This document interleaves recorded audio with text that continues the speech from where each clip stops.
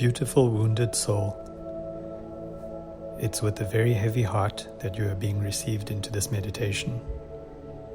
If you are here today, your pain and suffering is acknowledged, and I hope that you will find some solace in being here for this short while. My name is Sahil, and I will guide you through this meditation. I'm so sorry for your loss and the pain that you are experiencing. I know that there is nothing that can be said to relieve your pain. All that I can do is relate some of the lessons I've learned through my own personal tragedies. This may or may not help, but I hope that you will take some time to listen.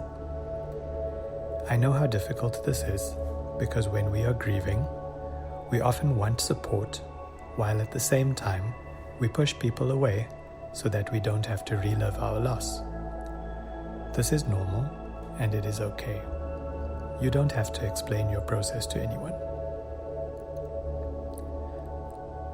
Loss is one of the most painful and yet natural parts of our lives. In the wake of a loss, the very people who are trying to comfort us can often hurt us. In trying to support us in the way they feel is best, they can end up trivializing our feelings. In my own journey with loss, I noticed this as people attempted to create comfort by explaining that the loss was part of the divine or the universal plan. The truth is, we don't need to hear things like that. We don't need to hear that our loved one is in a better place. This doesn't ease any of our pain or suffering. While people thought that they were providing comfort, they were spiritually bypassing our grief. This approach does not acknowledge the pain you are feeling, but instead attempts to remove the visitor's own discomfort in the situation by bypassing yours.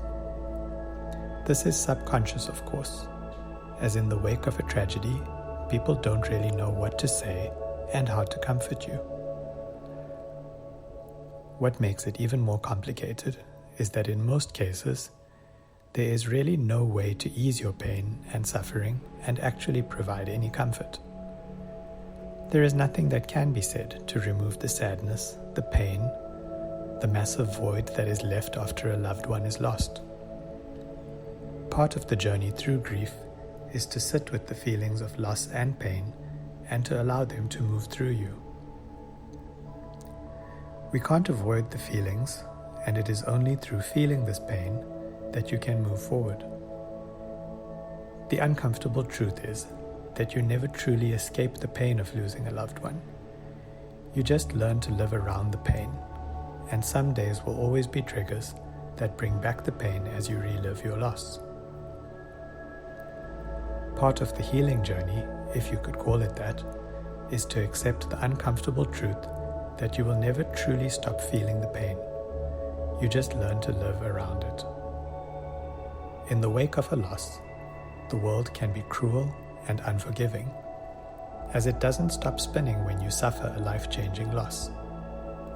People go about their business, days turn into nights, and activity around you continues as normal, even when you feel stuck and frozen in your pain.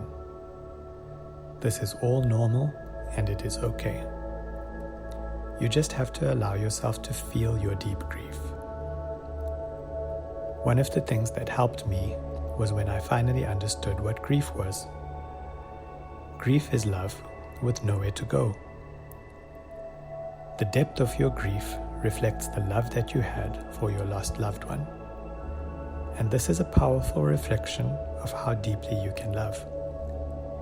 Grief is love turned upside down. Over time, as the shock and pain shifts from your focus, all that is left is the love that you felt. There will be days when pain comes back as certain memories or triggers affect you, but the feelings of love become more prevalent over time. This is the natural course of allowing your feelings to be processed. Depending on what your beliefs are, if you are here in this meditation, you most likely believe in some concept of life after death. whether it is the belief in heaven or reincarnation or merging with consciousness. The specific belief doesn't really matter. What matters is that your belief in the continuity of the soul keeps your loved one present in your mind and your energy, and this connects you with them forever.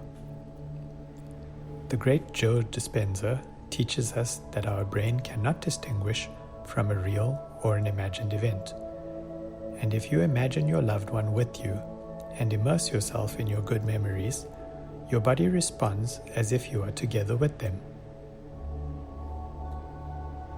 In the wake of losing my child, I did this perhaps as a coping mechanism. For some time after his passing, I held his favorite soft toy when I slept, and I pretended that it was him that I was holding. With my eyes closed and my imagination roaming free, I could once again feel his skin, smell his hair, and remember what his body felt like next to mine as I put him to sleep.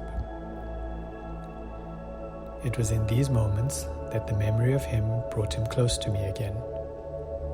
Now it is 6 years later, and I can close my eyes and remember every little detail of him, as if he is still with me.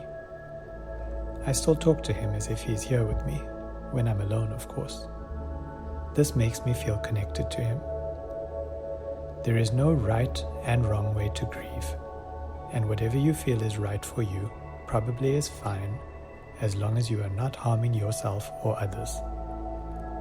You have to be gentle with your feelings and do what feels natural to soothe your pain, if you can at all. I want to tell you that you will get better and you will heal. But I know all too well that this is not what you want to hear right now. You don't want to be removed from your grief and suffering. If in the moment, you actually are able to distance from grief and feel some joy or distraction, you may even feel guilty for having these feelings when you are supposed to be sad, according to conventional thinking. We all have these moments, and you mustn't be hard on yourself. You are a perfectly flawed human with a range of emotions and feelings that have to be experienced. Loss and grief test our limits of human emotion. For some, it may shut us down and prevent us from seeking connection later. The fear of losing someone again makes us put up walls to prevent people from connecting deeply with us. The fear of losing someone close is too terrifying, and so many people will avoid closeness after a severe loss. This is a mistake, of course. We may even know that it is a mistake, but some hidden force may keep us pushing people away. This is a trauma response. It's a behavior we develop to protect ourselves. It is a self-sabotaging behavior, though, and hopefully one that with time we will be able to recognize and release. The uncomfortable and awkward truth is that loss is one of the constants in life, and sadly something that we don't prepare for, when in reality, it is one of the inescapable realities of life that we will have to face many times over. While the pain of your loss may be indescribable, and you may have lost motivation, drive, enthusiasm, or in severe cases, the will to live on yourself, you need to be strong and survive this. The world is a better place with you in it.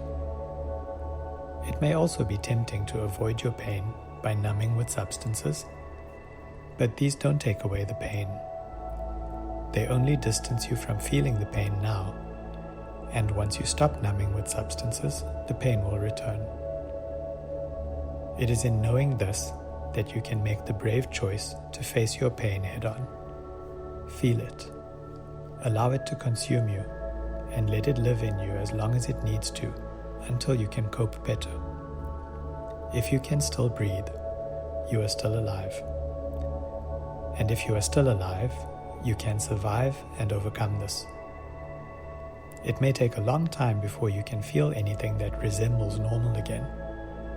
And perhaps you shouldn't even worry about when and if you will feel normal again. Allow yourself to grieve, to suffer, to feel the pain. If you feel comfortable to, talk to someone about your pain. A friend, a therapist, a counselor, or anyone that can hold space for you in a safe way. You may want to talk and not receive any advice in return, particularly if the advice may invalidate your feelings. Tell the person you choose to speak to that you would like to either be heard, helped, or hugged. Sometimes we just want to be heard and not be given advice. If this is your preference, make it known. Sometimes we do want help, and if you want help, make sure that you are speaking to someone who has the skills and experience to be able to help you. And sometimes we just want to be held in silence. Whatever your needs are, be honest about them and find a safe person to connect with in this time to express your needs. In some cases, especially severe traumatic events, you may be given antidepressants and sleeping tablets by your doctor. These may be helpful in the short term as they distance you from your pain, but at some stage when you wean from them, the pain and feelings often come back because they have not been dealt with. So use these with caution because you cannot hide from your pain and suffering indefinitely. You will have to face it at some time. I'm so sorry to tell you this, but I have been where you are, and I want you to be prepared for the reality and the truth. I also know that you are strong enough to get through this. It will not be easy, and it shouldn't be. It has to be long, difficult, and painful, because it is through the suffering that you will develop strength. A gentle strength and empathy that one can only develop through suffering. While it is normal to undergo the suffering, remember that your loved one will not have wanted you to suffer unnecessarily. They will want you to celebrate your time with them, to hold on to the good memories. They would want you to remember the smiles and laughs, the moments of connection and closeness. So feel your pain, embrace it, but don't force yourself to suffer any more than is natural. Don't punish yourself because that is not an act of love. And love really is at the center of the suffering now, because it is your love with nowhere to go that is making you suffer. That is what grief is. All this love that was poured into your lost loved one is stuck temporarily. Day by day, and after enough time has passed, this love is allowed to flow freely again. The pain is transmuted back into love for your lost soul. You will one day be able to fondly speak of them with love. And while the pain of the loss may still be there, it takes up less space as the love fills the void.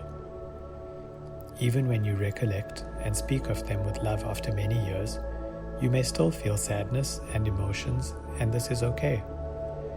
You never have to apologize for your feelings and your inner melancholy. Allow the love to shine through you with time and to heal the places that were once so broken. I'm so sorry that you have suffered your loss. I'm sorry that you feel this pain. I'm so sorry for the overwhelming emotions that you are experiencing. Just know that your sadness and pain is felt and recognized. There is nothing that you need to do. Nothing is expected of you. You just have to feel and allow everything to run its course, as painful as it may be. Sending you lots of love and healing. Be strong and brave.